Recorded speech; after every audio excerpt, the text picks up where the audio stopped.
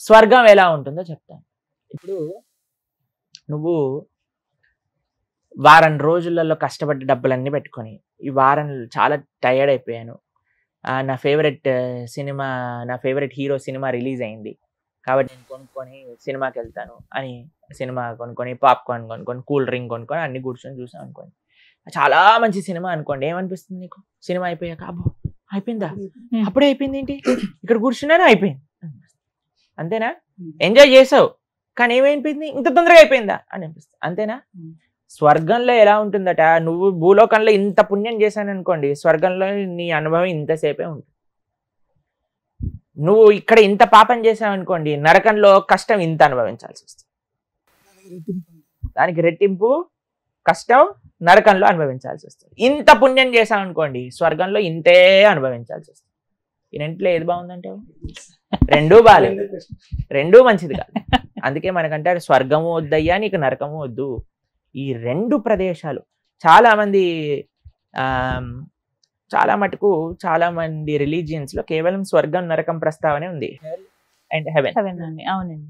కానీ మన సనాతన సంస్కృతిలో ఒక స్పెషల్ ఆఫర్ ఉంది, ఏంటో తెలుసా అండి? స్వర్గము వెళ్ళినా వేస్టే, నరకము వెళ్ళినా వేస్టే. భగవంతుడి యొక్క లోకానికి వెళ్తే, ఏ లోకానికి వెళ్ళినా సరే, ఆ బ్రహ్మ భువనాలోక పునర్ ఆవృత్తిను అర్జున మాముపేత్యతు కౌంతేయ పునర్జన్మ న విద్యతే. భగవంతుడు శ్రీకృష్ణ పరమాత్మ ఉన్న ప్రదేశానికి వెళ్ళారనుకోండి, మళ్ళీ తిరిగి రావాల్సిన అవసరం ఉండదు. ఆ పరమాత్మ లోకంలో ఒక విచిత్రం ఉంది, ఏంటో తెలుసా అండి? అక్కడ మనకి కష్టం లేదు, ఇసుమంత కష్టం కూడా ఉండదన్నమాట. ఆ లోకం ఎటువంటిది అని అంటే కేవలం అత్యున్నతమైన ఆనందంతో కూడుకున్న లోకం.